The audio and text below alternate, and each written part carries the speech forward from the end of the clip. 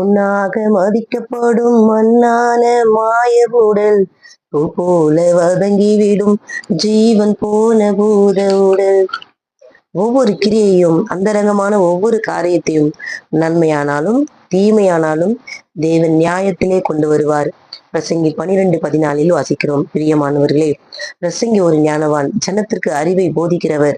அவர் சொல்லுகிறார், நீ வாழ்கிற இந்த காலத்துல நன்மை செய்தாலும் தீமை செய்தாலும் தேவன் நியாயத்துல கொண்டு வந்து எல்லாவற்றையும் நிறுத்துவார் என்பதை நமக்கு போதிக்கிறார்.